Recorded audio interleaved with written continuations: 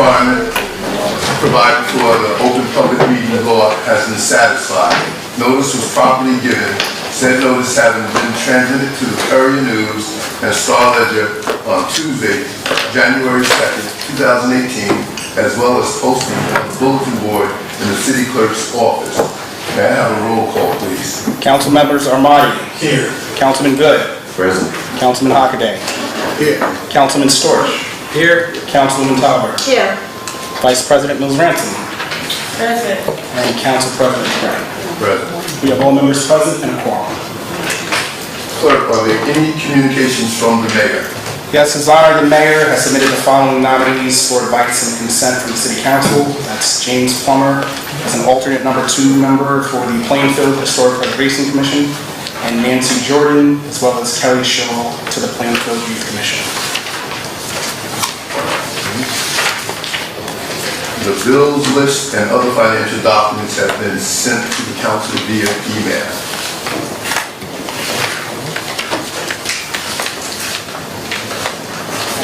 Public comments will be limited to resolutions and ordinance being considered this evening. Each speaker will be given a total of 3 minutes. The floor is now open.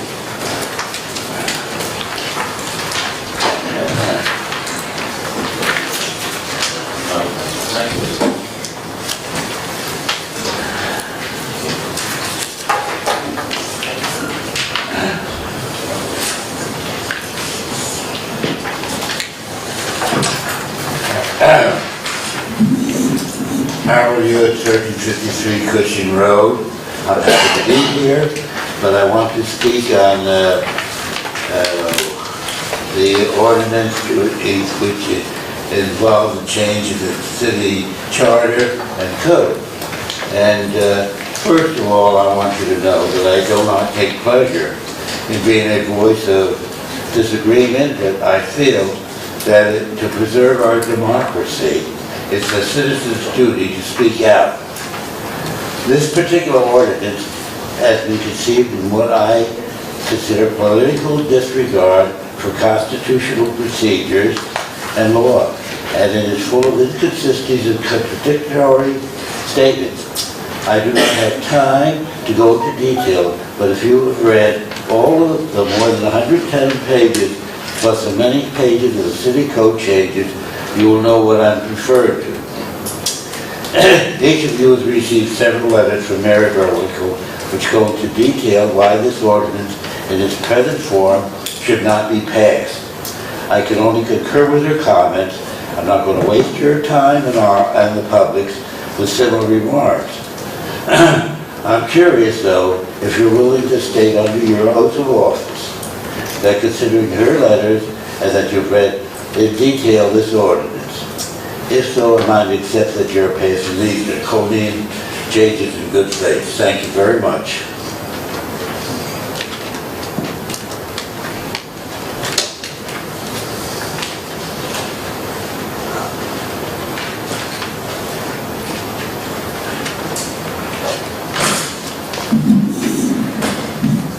Good evening, everybody. My name is Alan Goldstein, 939, Madison Avenue.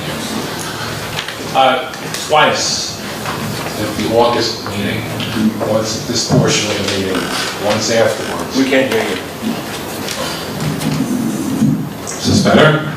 Yeah, that's better. Okay, twice at the August meeting, once at this portion and once later on, I asked a question pertaining to a reference to the city maintaining the sewer that was still in those ordinances. And I didn't get one response, not from one person beyond this barricade, as to why it was still there. Now, I noticed this morning when Mary Burwinkle had her letter published to the City Council, she makes mention of that too. Why is there a rubber? Why has this whole affair been done in this slipshod manner? Personally, I think that the ordinance is very deficient, even if you agree with where it's going. I don't think anybody sitting up here even understands what the ramifications are, what the long-term nature of this will be. I just know from my experience here that if we open up the door employment hanky-panky and such, someone's going to run with the ball. So it may not be this administration, it may be the next administration. But there's patronage, there's nepotism, there's all sorts of means, where this could be a problem and this could add very substantially to the tax base. So as far as what Ms. Bergwingel's concerns were and the answers that she figures you need to answer first before voting on it, I agree wholeheartedly. Thank you.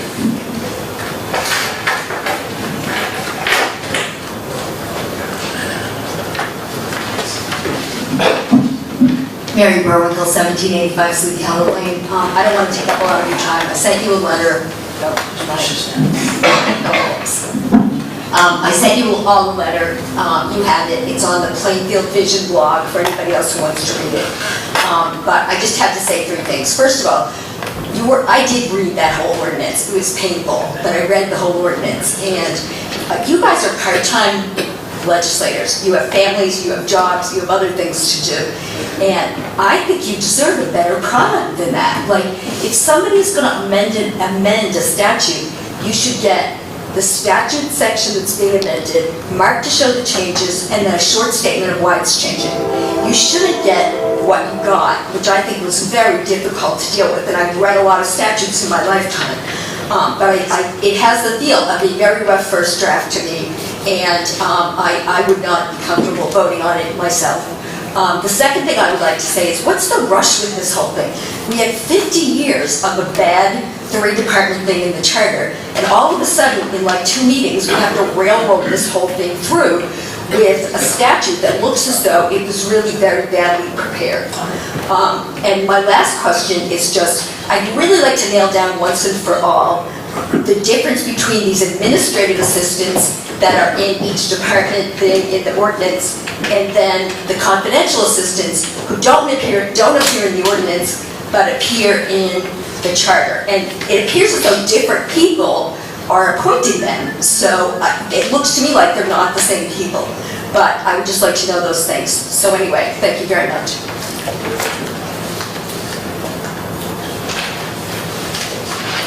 Thank you, Council President. I'd like to first address the initial comment from Mr. Goldstein about the division of sewers, the streets and sewers, which appears in our code. That was a position that has existed in our code for decades. When we endeavored to reorganize the departments in city government, we did not remove any existing divisions. Now, as we know, we have a PMUA, and there is no longer a director of the Division of Streets and Sewers. And there won't be, because that position is not budgeted by the City Council. However, it was not our task to go through the code and eliminate positions that may be of need to future administrations and city councils. Our job, as the mayor had laid out in his presentation, was to reorganize the existing departments. That's what we did. Did we create any new divisions? No, we did not. We merely created new departments. So any division that you see, something like streets and sewers, existed in the previous code, and you can see it in the old code version, and you'll see it in the new code version. Secondly, the question of confidential assistance also has always existed in our code.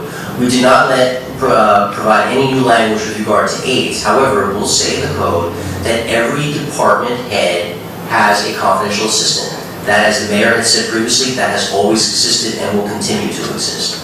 So as far as any new positions, I can say very clearly to everyone, there are no new divisions, there are only new departments and a restructuring of those divisions. Thank you, Council President. Seeing no one for further comment, can I have a motion to close public comments? Second. All in favor? Aye. Public comments is now closed. MC 2018-21 through MC 2018-22 are scheduled for public hearing and second reading on September 11, 2018 as advertised. Are there any questions from council on these ordinances? Let's start with Councilman Tower, None. Councilman Hockaday, No additional questions. Councilman Good, No, Council President. Councilman Storch, Yes. So, some questions and some comments. I did speak with members of the administration that clarified some things that I think would be good to just go over. I'll leave that to them. So, here's a comment about the, and I agree with Ms. Bergman, but it was very hard to read it, but I mean, it is our responsibility, and I did read 120 pages. The replacement of the business administrator in this proposed ordinance, and it might actually be in the old ordinance, I didn't go back and look at that, but the mayor has the option of designating another department director, which I think is wise, but the mayor can also designate himself, and with the current mayor, that wouldn't be a problem because he's an experienced city administrator. That's an exception to the rule. I can think back in my experience in government that we had a mayor who was not, and who actually did designate herself mayor, business administrator for a brief period of time. I don't think that's desirable. So I think, and I'm looking to the future, we're going to have future mayors that are going to be governed by this ordinance. So I would like to see us strike that language that the mayor can designate himself. I think it's more likely that a mayor would designate a qualified person if their only options were a department head. To take the place of a business administrator. I think there's some minor language inconsistencies. I don't think it really affects the substance, but it would have been better if we were just more consistent. And for example, it does say the business administrator supervises all department heads, but then when you start reading the language under the department heads, there's a lot of language under the supervision of the business administrator, but it doesn't say that for all the department heads. It's clear that that's going to be the case, but I just wish it was just more consistent. I think more important, the administrative assistants for each department, the language in this ordinance says that they can be removed, they may be removed by the new administration. So the language basically is saying that they would be subject to the same changeover when a mayor comes in with the new administration. Of course, the department heads are likely to be replaced. That's true everywhere. And, corporation council is likely to be replaced. But when you get down to the level of administrative assistants, I just worry about that being an opportunity for a future mayor to exercise patronage. And again, I'm thinking of my previous experience in city government where we had some decisions were made by administrators that the council had no say about at the level of assistants, where people could be brought in maybe just because they're friends and they're not as qualified as the person who was there before. So I worry about that, and I would actually prefer to see that language removed. The public information officer, that's a position that's been in our code for quite some time. This is nothing new. That's not a good argument to keep it. With a new, if we are going to create a Department of Communication, why do we need a public information officer? We're also going to have a manager of media. So that we have a director and a manager of media. Why don't we take these three positions and combine them into two positions? I think we need to be sensitive to the taxpayers. And lastly, under the Department of Public Works, there are, we're carrying forward the old language for bureaus. There's actually 8 bureaus. This is old language that includes things that are now done by the PMUA, but there's a lot of different things that go back quite some time. And it could be an opportunity for a future administration to have a field day with patronage, because the language in this new ordinance, reflecting the old ordinance, allows for the administration to create assistant superintendents. We could create up to 8 of them, theoretically. And it may not even be a new person. It could be an existing person just getting a big salary increase. Is that what we want? I don't think so. So that's those are my main concerns, and then here's my question. The Article 15, it seems like that's a new article. This is the article creating the clerk responsibilities. Because I couldn't find anything in the old section that spoke to this article. So could you answer that? Absolutely. The clerk's position had been in the prior code reporting to the business administrator. It was our position that it was better suited to be a direct report to both the mayor and to the council, because that's where the duties lie. Directly working with the council, directly working with the mayor. So it was restructured to be a direct report to those two bodies. Was that included in the separate ordinance? No, that's in this ordinance. Okay, I couldn't find, maybe 120 pages. No, I missed it. I can assure you, it exists in the ordinance. And the language is pretty much carryover? Yes, no, there's absolutely no change in duties, only a moving of it from under the business administrator to under the mayor and council. Okay, so I just urge my colleagues to think about not how this ordinance is going to affect 2018 or 2019, but think about the future, because this is an ordinance, it's not a resolution. Ordinances are meant to last. Of course, they can be changed, and we have that option at any time. But that's not what we're supposed to be thinking when we create an ordinance. We're supposed to be thinking about the future as well as the present. And I'm just speaking from my experience. I've served under 3 mayors, all very different. I served on the Board of Education, and I saw with the change of leadership in the superintendent's office and the board, a complete sea change in what happened with the Board of Education, where we were moving forward, as I think this administration in City Hall is doing, and I commend them, but you don't know what's going to happen in the future. And with our Board of Ed, after Larry Leverett left, we went in a complete different direction. Of course, I think it's coming back again, but we can't assume what's going to happen in the future, and we have to guard against the excesses of government at any level, and I think that's what my comments are directed towards. Mr. Harvey. No comments. No answer? Okay. Council President, with your permission, I neglected to ask the question. I intend to ask it at this time concerning MC 2018. Speak into the mic, please. 2018-21. How would that affect someone who I received a call this morning, someone who wants to replace the line that they have on their business? So how would this ordinance affect them? Because they want to replace it as soon as possible. As soon as the ordinance is effective, that's when the new rules will apply. So the ordinance, if adopted next week, then would have 20 days, and then it would be effective.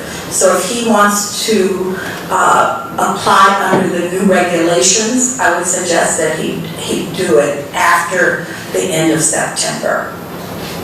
Thank you so much. That's all. Are there any questions for resolutions A through D? And do we have a consensus to add to the agenda?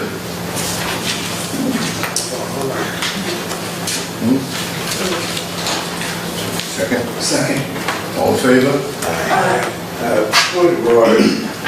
Does the public have a chance to speak on these resolutions? Council President, there is no point of order for members of the public. I understand that, but I still have a question. Public comments already took place on the I resolution. The comments took told place. you they would be separate. It was taking place, he just informed me. I think that there's some confusion, because normally we have public hearings separately for ordinances than for resolutions, and I think you combine them, so I think maybe not everybody picked up on that. No, I'm sorry. We had public comments on resolutions and ordinances being considered. The public comments on the ordinances for second reading take place at the time of adoption next week. That's right. Are there any questions for resolutions E and F? Do we have a consensus to add them to the agenda? Yes. Yes. With the Department of Administration and Finance please present their items? Good evening, Council. Resolution G is a resolution requesting authorization to spend up to $40,800 with Nantech World Newark for 16 digital literacy training sessions, which is what we've been doing previously, and 24 Cisco certification training classes in 2018. There will be a 2019 budget request to continue the Cisco classes because it's a 280-hour class for 35 weeks. So to control the budget, at least in this one case, I broke it down.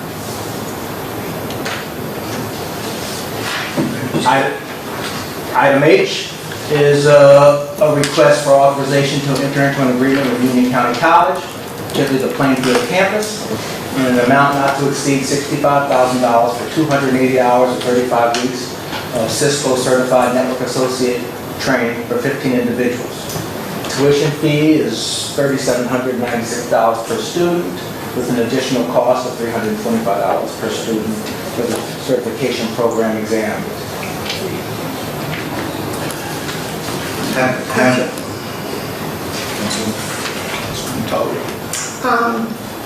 Mr. West, how successful was the literacy program last time? How many people attended, you know? How successful did they complete it? We've had 39 people complete the digital literacy training. Okay, did we use Union County College last year? No, this is a brand new venture.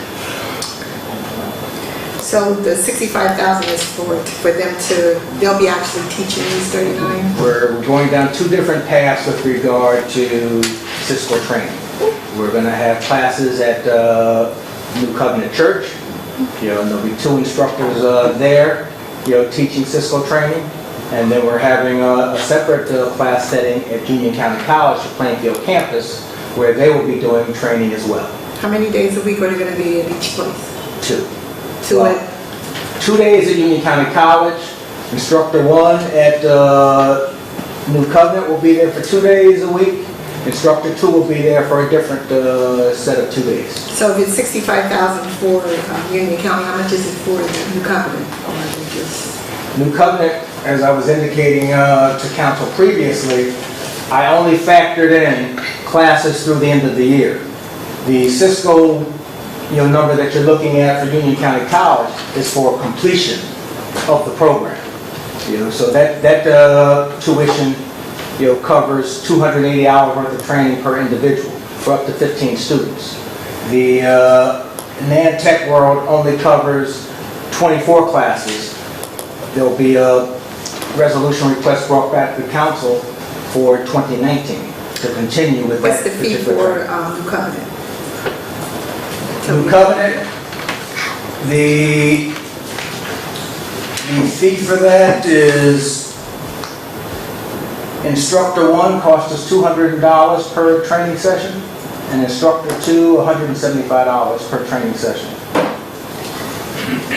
Is there any reason it wasn't combined all together, just like Union County do it? Or it wasn't available? Well, there's a limit on the number of students that you can teach in these classes. So what we were trying to do was maximize the number of Plainfield residents that would be eligible to participate in this. And with regard to the digital literacy training, that's something that was done by Nantech World.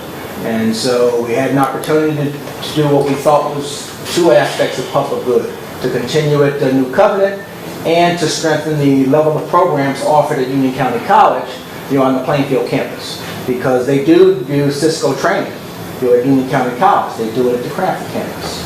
At the end of all of this training, will we do any type of a study to see if it was valuable to the citizens of Plainfield? Yes, we will. Or if there's anything need to be implemented in the next year to make it better than it was the year before? That will certainly be the intent, because what we're talking about here is hopefully at the end of the road, we have a number of individuals who are able to successfully pass the Cisco certification, which makes them eligible for employment, far more than they are today. So that's what we're going to be using as the measure. Was there any follow-through that how many perhaps got a job? We have not offered this before, so this is new to us. I can tell you from the Cisco perspective, they've had thousands of people get jobs through the through the Cisco certification training. There are thousands of people who qualify for that. It's a growing field, and we want to be eligible and able to compete in that market. Well, just a suggestion, I won't be here, but it's a suggestion that I feel it's a good program, it's money worth spent, but I think we need to follow up in the end and see how many literate people actually be in place in employment, and I think that'd be important numbers for the future. Maybe we could even expand even more, having even more people added to that number. Thank you. Stop it. Have we already selected individuals or Plainfield residents for these programs? You will find there'll be a number of announcements coming out over the next couple of weeks for the digital literacy training, which is again separate and apart. Also for the introduction of the Cisco training. There will be meetings with the public, particularly for Union County College, to bring people in, let them understand what the program's all about. The key thing that we worry about is people making the commitment to participate for 280 hours worth of programs. These classes are 4 hours long. And so, and they're tough. These aren't easy classes. The literacy classes, people can pass. The certification classes are a lot more intensive, and we hope that they make it through it. So we're going to be doing all that we can to give them the kind of support that they need to make it through, whether they go to the library or we do other things to just give them a better chance of success. But there will be announcements in September, for the programs and all of their aspects and detailing that there are differences in terms of when the classes will take place. We're not in conflict with each other at this point in time. And our intent is to maximize the number of individuals for Cisco certification training. We're hoping to get 39 people in total through this program. They'll post it on the website and Absolutely. Mr. Good? Mr. West, it's 4 hours per session per class. How many days? 2 days a week. 2 days a week. And how long is the 35 weeks. 35 weeks? And of course, if everything goes well, they're certified. They sit for the certification test. They still must pass that test. And what's the score? I do not know what the worldwide Cisco success rate is, but it's something we're looking at. We have concerns about making sure the right people come forward, and it's kind of tough to vet people when they say they want a job. So that's one of the reasons last month we came forward with a request to enhance the level of technology software or technology classes available at the library. So that if somebody's really serious about moving forward, we're trying to do all that we can to give them every avenue to succeed. What's the passing score on the test? I think the passing score is 70. Thank you. Mr. Storch? No question.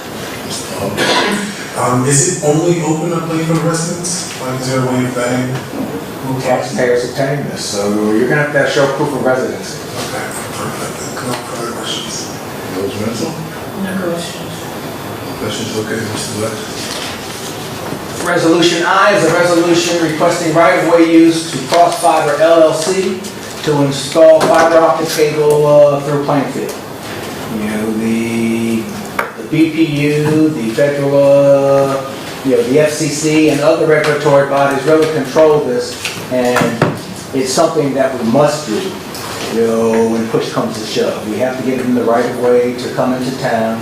You can vet things a little bit, but you can't charge them or anything else. The positive for the city may be if this firm actually has a customer, that wants to do business, whether it's in Plainfield or somewhere that requires them to actually run fiber through the city, which means that it can then be dropped off at different points throughout the city. So from an economic development perspective, there can be an enhancement. Item J is a resolution requesting approval to make an amendment to the budget in the amount of $250,000. This is a Chapter 159 request, moving $250,000 in additional UEZ funds for the North Avenue Vault Repairs Project. Item K is a resolution requesting authorization to refund $36,877.93 due to a successful state tax appeal for Plainfield Madison Park LLC.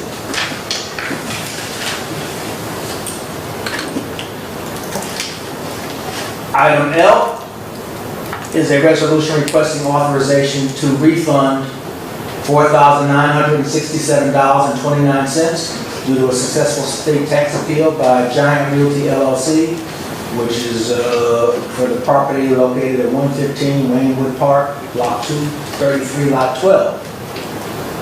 Item M is a resolution requesting authorization to issue 2 refunds totaling $709.53 due to tax overpayments. Item N is a resolution requesting authorization to cancel the 2018 and 2019 taxes on Block 534, Lot 1, due to an exemption in the amount of $10,519.01 for 2018 and $5,259.51 for 2019. The property is a parcel, which is the reason for the exemption. Item O is a resolution requesting authorization to cancel 2018 and 2019 taxes due to a 100% disabled veterans exemption for Block 812, Lot 3. And so we're talking $18,368.64 for 2018, $9,823.20 for 2019, and in addition to that, there's a refund that's owed in the amount of $8,305.44. Item P is a resolution requesting authorization to issue 17 refunds totaling $50,052.49 due to duplicate payments. Item Q is a resolution to accept 2 bids from contiguous property owners for substandard lots that we were given authorization to go out and sell in the amount of $2,100. Block 119, Lot 14.01, which is 22931 Prescott Place, sold for $1,500, and Block 933, Lot 21, for 1817 Watchung Avenue, sold for $600. And these are substandard lots, not buildable, and the only buyer can be someone that's a contiguous owner. Resolution R is a resolution requesting authorization to accept a grant in the amount of $820,000 to offer countywide services to help prevent children from being harmed by lead or exposed to lead. And this is a 1-year extension to a previously approved grant. And in the way of background information, what happens is our inspectors perform environmental assessments. JFK helps provide nursing case management and education. We do children's screenings throughout the preschools and other schools in town. If the property owner ends up having no funds for abatement, we help them work their way through proceeds, which does have some funds, some grant money available, because one of the things they're required to do is abate the property. How much was the last? Stop. Any question? No. Stop. No question. Mr. Good? How much was the last grant? The last grant was for 6 months for $499,000. Mr. Stewart? Yes. Item P, could you explain the reason for those duplicate payments? It seems like a lot. Well, you have refinancings. People may change their banks when they do the refinancings. That's the biggest thing, where there's a change in ownership and your mortgage holder 1 makes a payment, mortgage holder 2 makes a payment, you've got duplicate payments. So that's the biggest reason we have that.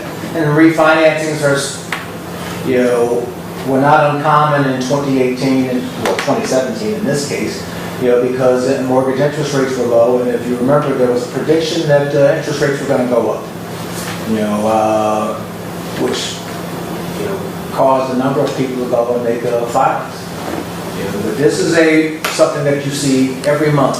This is a larger number than usual, but again, you're talking about people now paying attention to the fact that interest rates are going up and will continue to go up. Yeah, it's a little surprising because, at real estate closing, there's all kinds of experts getting paid, attorneys, bankers, and it seems like they don't catch these mistakes. It's very serious. But remember, this is about timing. That old banker may not be there. So if you're going from Citibank to Chase, Citibank's making a payment, Chase is at the closing. Two different things. We even have individuals that end up making payments because they think the taxes haven't been paid, and that's when you see the individuals come before us, where their financing operation is doing one thing and they're doing something else. So prospective homeowners beware, right? Also, there's a typo on item R. I think you probably see it. Could you just correct that for next week? Yes, the title of the resolution. It's been corrected. We're not providing childhood leisure program. Clerk said it's been corrected. Thank you. No questions. Mr. Mills Ransom? Do I have consensus to move these items to the agenda? Yes.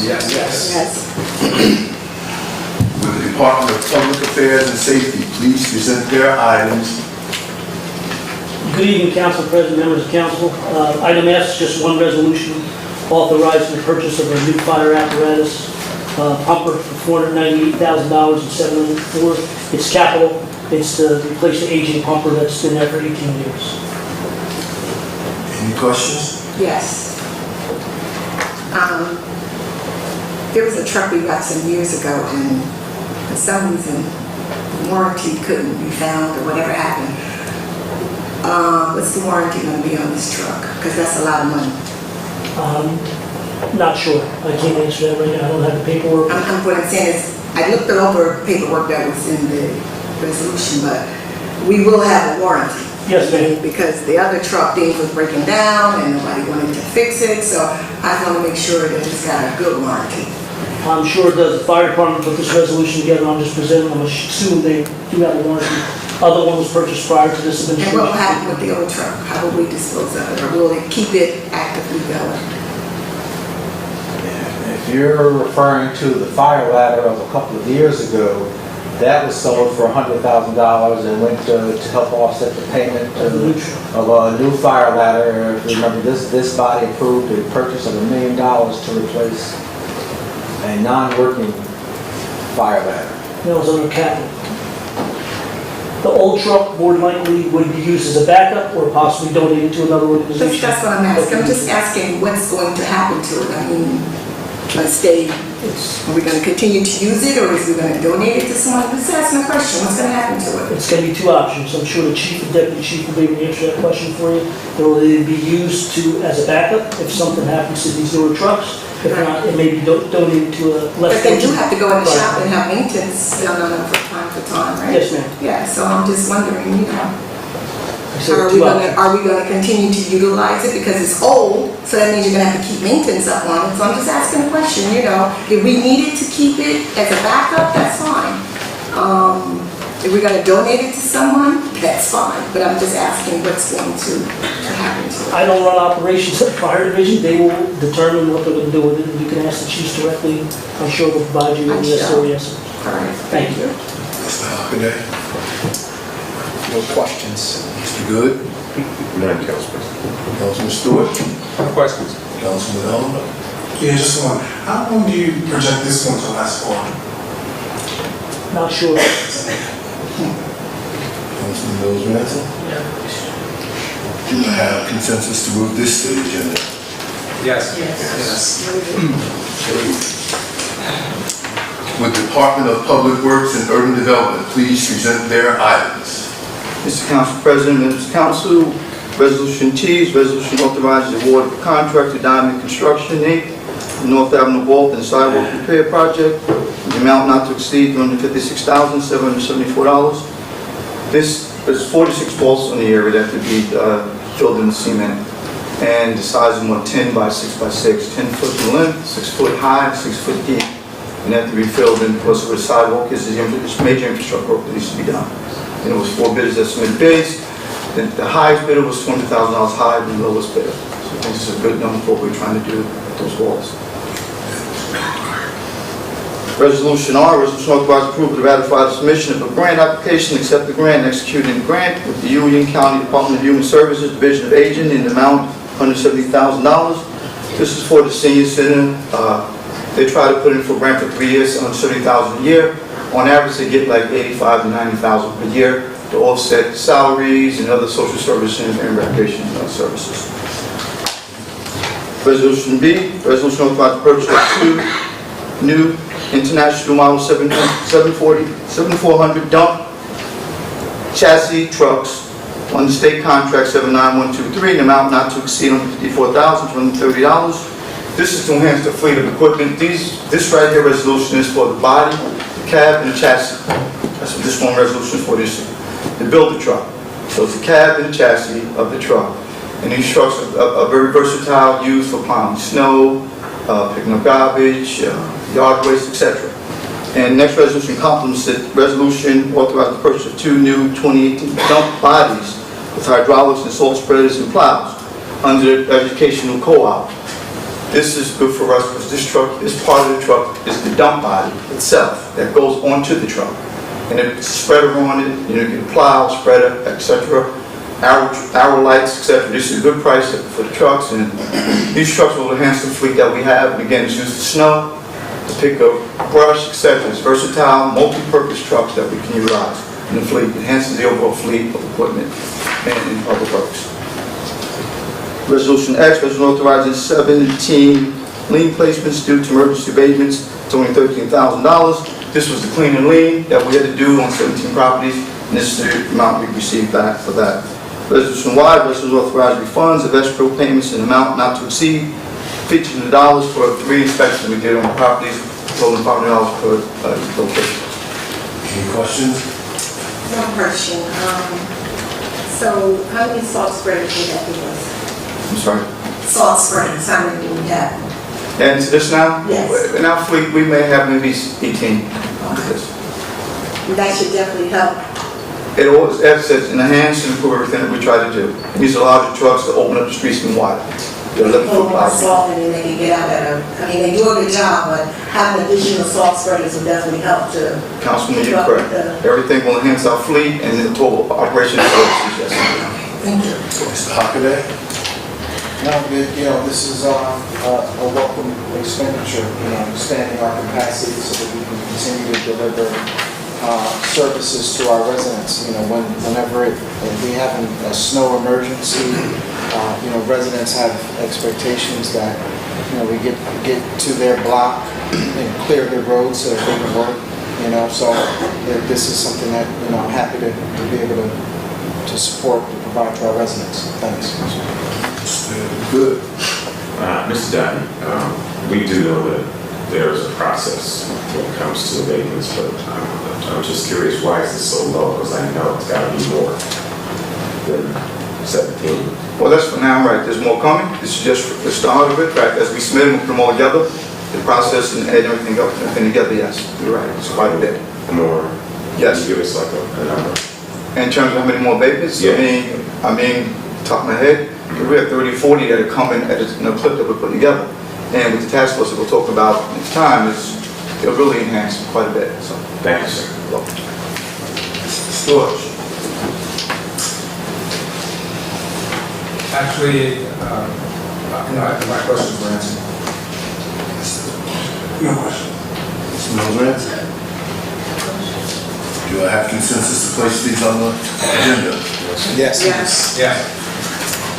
Okay, with economic development, please present their item. Good evening, council members. Resolution authorizing a 1-year contract extension to Black Rock Enterprises for the construction of the first section of the Greenbrook Multi-Use Trail in an amount not to exceed $219,000 to $219,862.50. This contract was awarded in November of 2017. We're asking you to extend the contract. We ran into problems earlier this year related to DEP permits, and also we had to avoid the bird nesting season. So we would like an extension for this particular work. Any questions?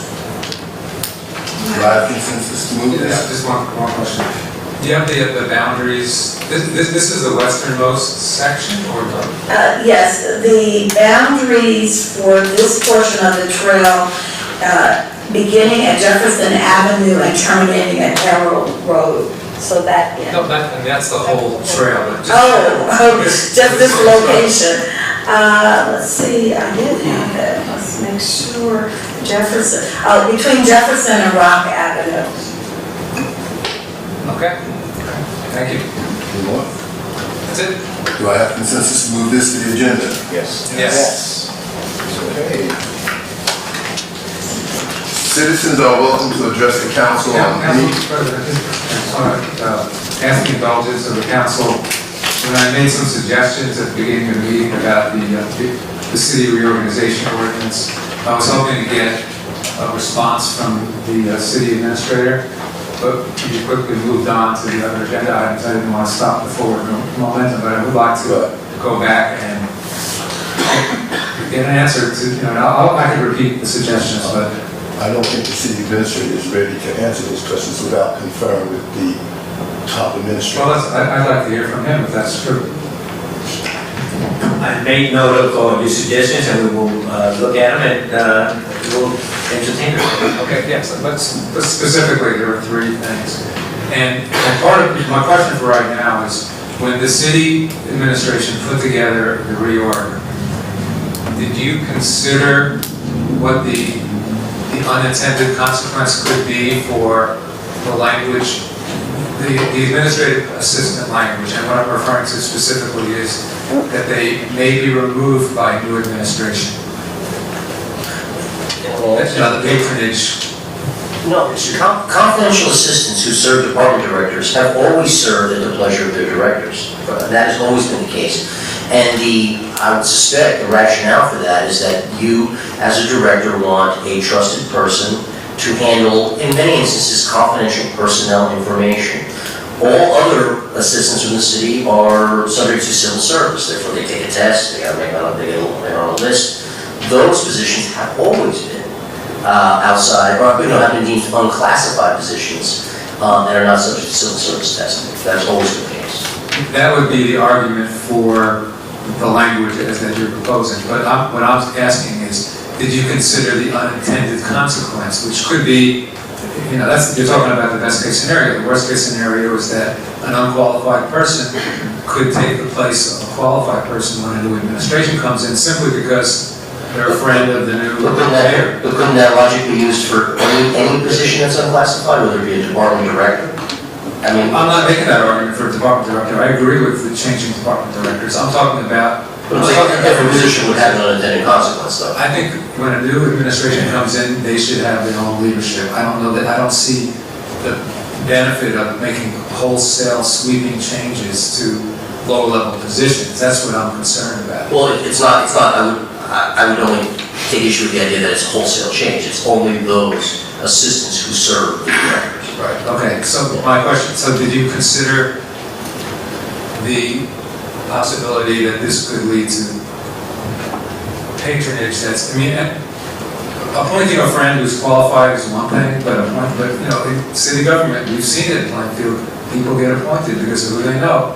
And if it happens at this level, clearly that would not be a benefit to the city. So I just want to know if that was considered in your deliberations.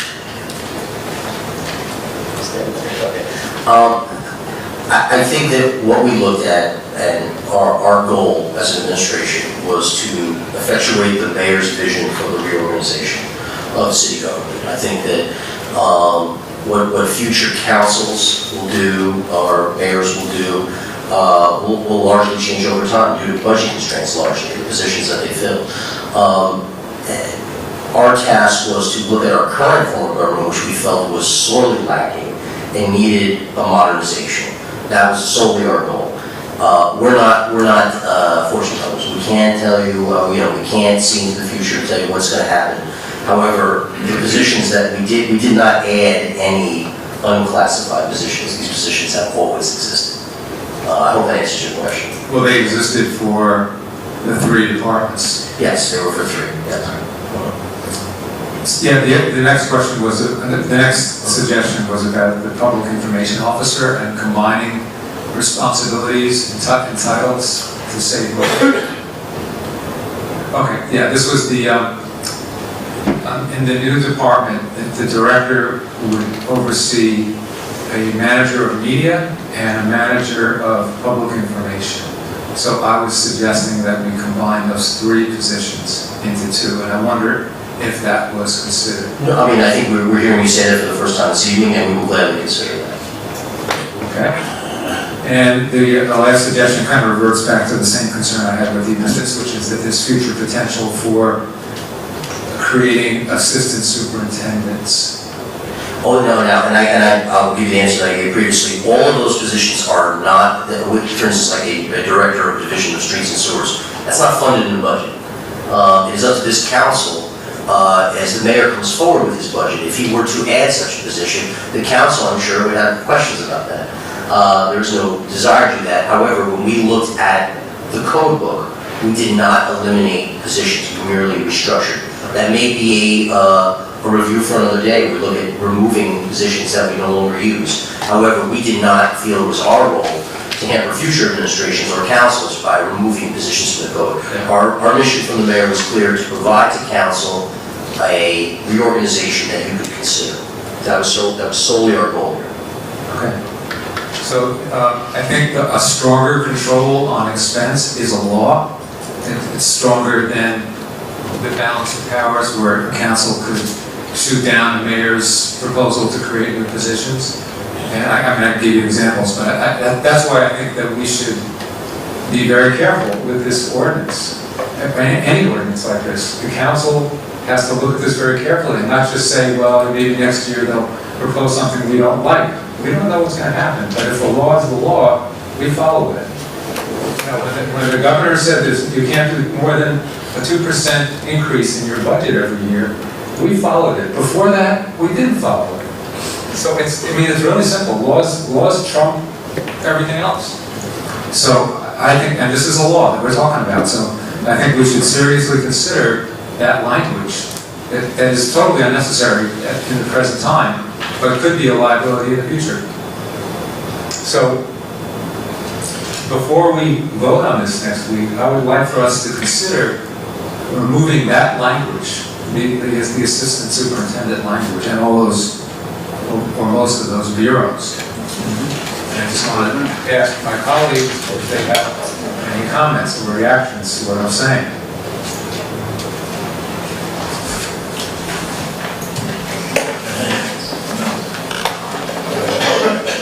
Question. So you're saying that you didn't remove it, so you don't want to hamper future administrations. Obviously, PMUA is quasi-government run by a separate entity, but in the future, is it possible that it could be run by the city again? Yes, it could. And actually, and Councilman, that's exactly the reason why, when we contemplated this, we had no intention whatsoever to dissolve the PMUA. I would never want to give anyone that impression. However, we never know what the future will hold. So we didn't feel it was incumbent on us on this reorganization to eliminate any position that existed in our code book. It may very well be future administrations and council may see differently about the efficacy of the PMUA. But our goal here was not to cut positions. Our goal here was to reorganize existing departments and divisions. But could it be filled if the PMUA still existed? That's another question to consider. If it was budgeted, sure. I mean, the council would have to believe there was a need. I think it would begin with the administration coming to council and saying, as part of the budget process, we believe these two positions require funding. Council would consider that. Ultimately, it would be a council's decision whether or not those positions got created. The code book only allows for that position to exist. It doesn't create, it doesn't fund it, it doesn't put a body in that job. So with any structural changes that we made, like what would the process look like? You know, in the event that, you know, you added or subtracted? It would be part of the budget process. Okay. No further questions. Okay. Anything else, Mr. Stewart? That's it? Okay. Citizens are welcome to address the council on any governmental item of concern to them, whether or not it is scheduled on the agenda above. During this portion of the agenda, a total of 60 minutes has been allocated for all public comments to be presented. If you wish to be heard, come to the podium and give your name and address to the clerk for the record. The amount of discussion on any single subject, as well as the amount of time any single speaker is allowed, will be limited to 5 minutes. Large groups are urged to select someone to represent them. Floor is now open. Bernice Paglia, 124 East 7th Street. Many years ago, there was a mayor who participated in, well, before he was a mayor, he participated in the charter review. That charter review, actually, you were, but he then became mayor, and he had a friend who he wanted to be in his government. And the person's background was in social services, but he wanted to put him in, he wanted to make him something in finance. So that's when all the divisions under the 3 department heads got flipped around, and that was the genesis of the situation where there's now like 13, or there were 13, until you pass this ordinance, 13 divisions under administration finance. So that's just a little history. But the other thing is there are going to be many, many more people now who are non-union, not represented by PMMA or PMEA. And years ago, when I was a reporter, there was these salary increases were done by ordinance and passed by ordinance publicly, and that doesn't seem to happen anymore. I do Oprah's periodically to see what this existing salaries of the non-union are, and it's very interesting. But with this expansion of non-union, what will be the practice? Will these things be passed by ordinance? Some you have to establish by ordinance, salary range. But how will this actually work, Mr. Sure, Council President. The confidential assistant positions that currently exist in the city are in fact actually part of our union and have been. So that's probably why you haven't seen anything. Whether or not that is if that makes sense going forward, obviously is a question that the administration is going to have to take up. But if you're asking all the confidential aides who support the department directors, they're actually currently members of the union. Well, it's not just those, but the last major salary ordinance that passed was for Pizza Palia and Laddie Wyatt. And they got a 5-year retroactive increase. And they went out with pensions that were nice. But I'm not familiar. I'm sorry, but I'm not familiar with that specific ordinance. I know you are, but but since then, these things don't come up periodically the way it used to. And it's of interest to the public to know how most highly paid public servants are getting paid. Sure. Okay, thank you.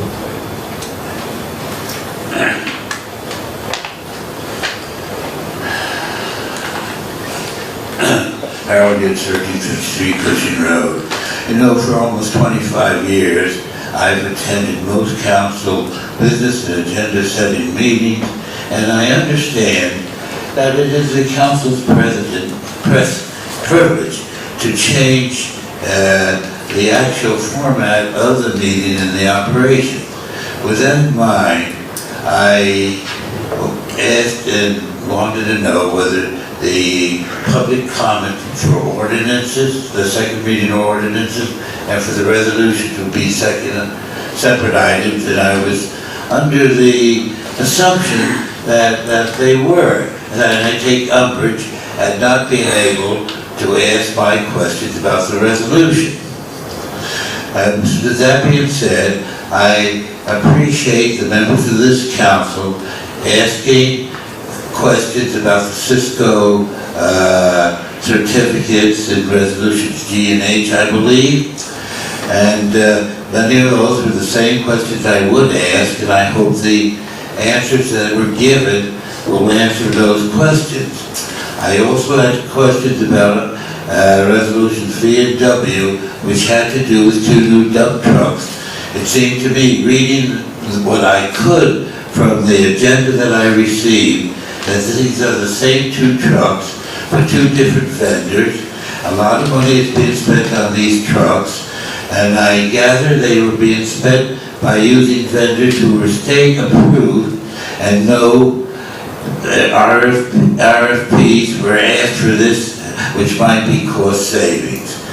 With that said, I hope that my comments will be listened to and appreciated. Thank you.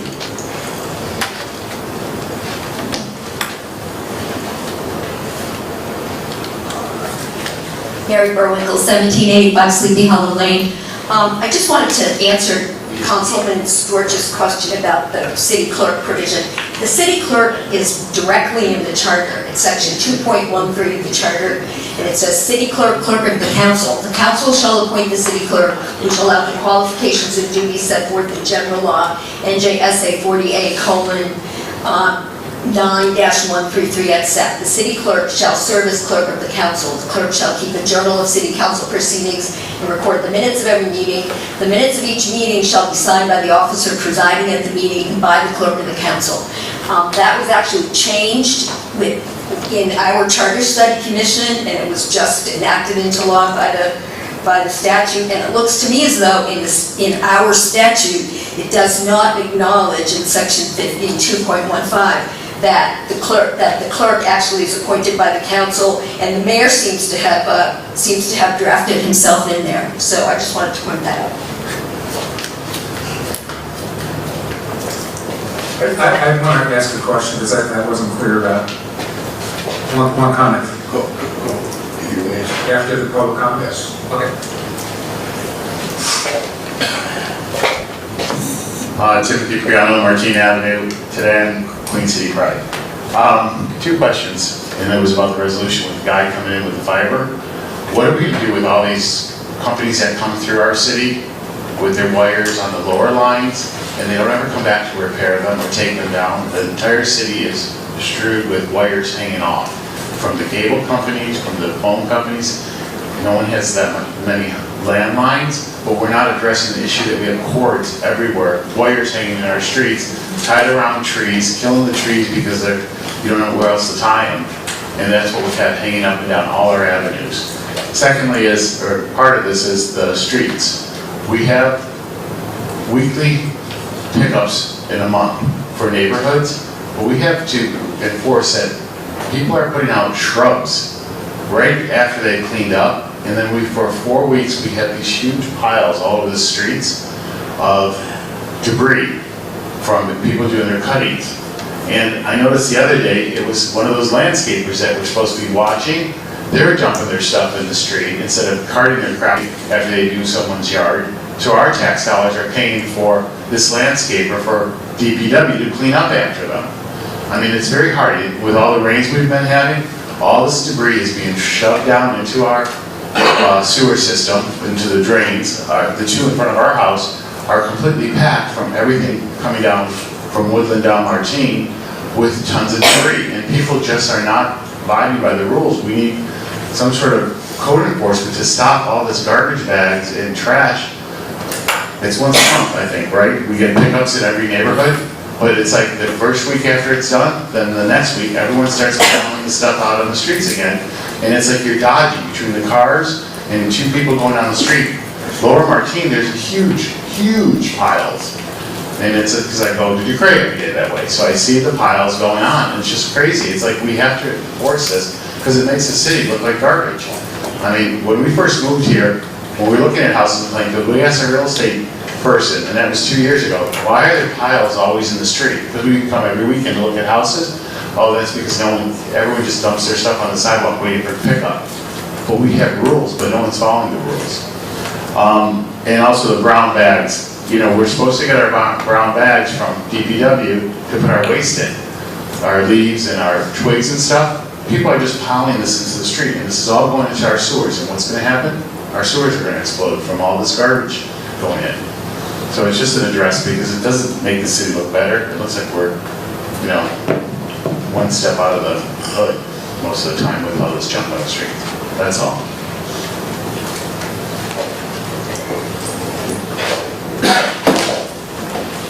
Joanne Bandon, we're 1108 Hillside Avenue in Plainfield. Last year, when so many of the roads were repaved, and Hillside Avenue being one of them, there is a metal plaque in the street that's an access for public services, gas lines, or whatever.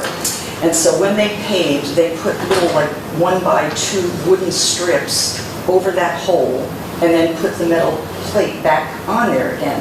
And kind of, I guess, some of the pavement was up against it. And then as cars were going over it and whatever, one night, this plate, I later found out the next morning, it was like 3 houses down. And I would say it's probably like a 12 to 15 pound plate that a car hit it and flipped it out of this hole because it wasn't secured properly. So I put it back in again, and John and Louise came and they put some more macadam around it. And a couple weeks later, the same thing happened, except I was out on the front lawn and this thing went flying. I mean, it could hit a child, a car, whatever. It's really dangerous. I picked it up and brought it down to Public Works, and Mr. Louise had someone come and fill the hole in. In the meantime, it was explained to me that because of so many of the streets being paved, that Public Service was not going to come back in and do it, you know, one here, one there. But I'm thinking, I can't be the only person with an access problem in front of our house on Hillside Avenue. So I was wondering if somebody could get after Public Service to do their due diligence to, in fact, take care of those access plates. And I don't know whether the water company has the same problems, but I know it's Public Service. That's number one. 2, code enforcement. On Marlborough Avenue, for about 9 or 10 years, there was an elderly woman who lived up the other end towards Woodland. And I don't know what happened to the house, whether it was put in holding, but a lawyer had it. And more people in 10 years have been trying to purchase this house, and nobody can tell them who owns it, how to purchase it. I've spoken to council people in past years about it. And it's still there. It's flooded from all the, you know, the rains in the basement. I'm sure it's mold. People once in a while cut their lawn, and there's about 3 houses up that end of the street that are in foreclosure that are just like abandoned now.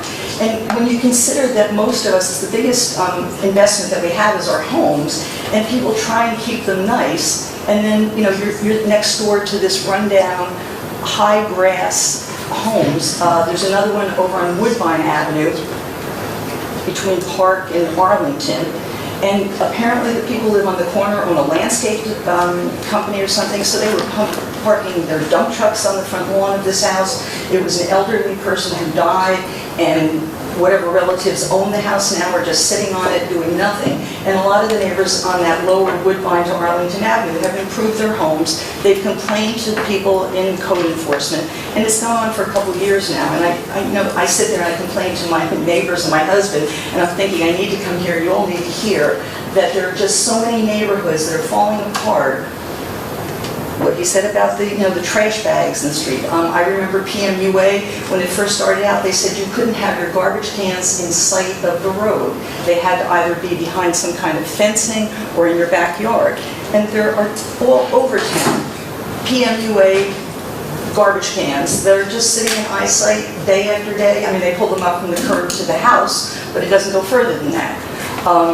South Avenue, that Dollar General store, the grass has got to be like 3 feet high down by the sidewalk. You know, I park cars that have flat tires that I know in the winter, the street sweeper goes around them, the snow plows go around them. I don't know whether, when the police do patrols, I've spoken to you on this before. We've upticked a lot of unregistered and abandoned vehicles. Okay. I can show you the tow sheets. Okay, all right, yeah. I mean, I'm not saying it's not being done, but I just hope that code enforcement, I mean, we don't need more laws on the books. We need to enforce the existing laws and be a lot prouder. I know Library Park, the other day I went by there, the garbage that is in there, and I know we have, indigent people who, don't care about their surroundings as much as some of us do, but who's responsible for cleaning that up? Is that Public Works? Is it PMUA? Garbage cans overflowing? There's just, I know when I go to other towns, I don't see the overflow of carelessness that I see in town here, and it really does make me sad. So I hope that whoever is responsible for overseeing those things would do their due diligence. Thank you.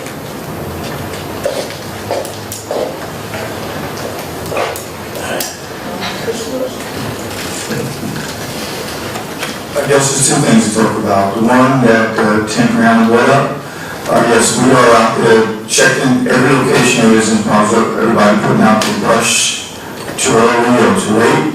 We are hitting the summonses and warnings to do the right thing.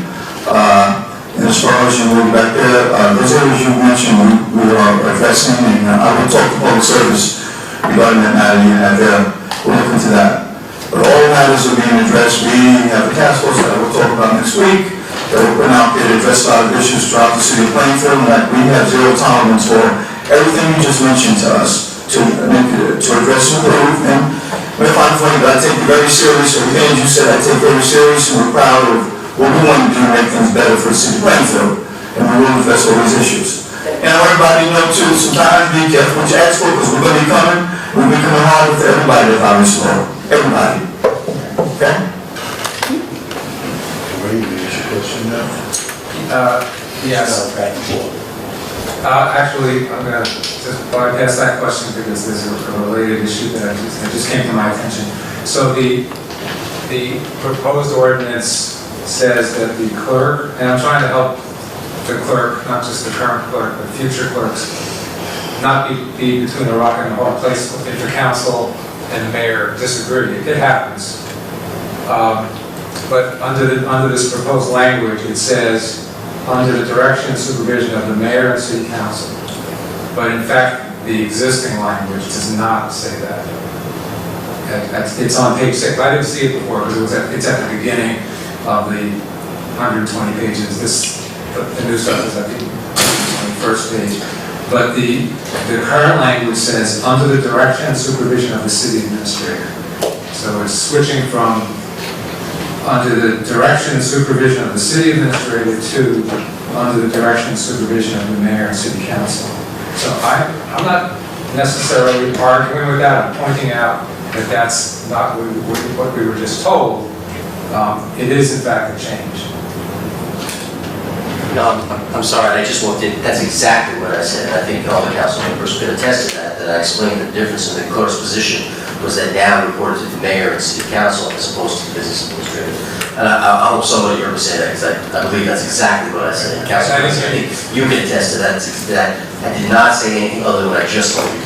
I take your word for it, but I guess what I'm thinking of is the conversation we had before the meeting where I asked you if the language was just moved to the new section and you said no changes. So that's why I said what I just said. I've been nothing but transparent in this process. I've explained every change as best as my ability. There are many changes, so if I'm asked about a specific section, I will always give you the straightforward and honest answer to that. If you ask me in generalized terms if I neglected to mention the clerk's position, it was an oversight, but I clearly, if you ask me, I provided you all the information I think this body needs to make a decision. Okay, so now that I at least know that this is a change, what's the thinking behind it? Statutory requirement to report to the council. It says, the new language says, under the direction and supervision of the mayor and the city council. So for the day-to-day operations, I report to the mayor and to the city council, whereas in the previous code, it just said under the direction of the business administrator. But under city law, the clerk has to serve as the clerk to the city council. So it specifies both the council and the mayor. The law specifies both? Our law does. You're talking about our city charter? Our code. Our code. which section of the code specifies the mayor? Because I'm looking at it right now, and it just says city administrator. That's what's being changed. It's being changed to say, under the direction of the mayor and city council. And I'm just trying to understand the rationale behind adding the mayor to the language, because that's the. If I may, the clerk has always had responsibilities in both the administration and the city council. I liken it to my own position. I serve both as the attorney to the council and to the administration. We felt that it made better sense in our meetings that the clerk, instead of reporting to the city administrator, would be a direct report, would still have an administrative function. We believe that exists, so that would be a direct report to the mayor, but then also a direct report to the council. It made more sense with the actual job that's being done by our clerk. That was our rationale, if you're asking for it. Thank you both for the explanation. Now, seeing no more for public comment, can I have a motion to close public comment? Move, Council President. Second. All in favor? May I have a motion to adjourn? So moved. Second. All in favor? Meeting now adjourned.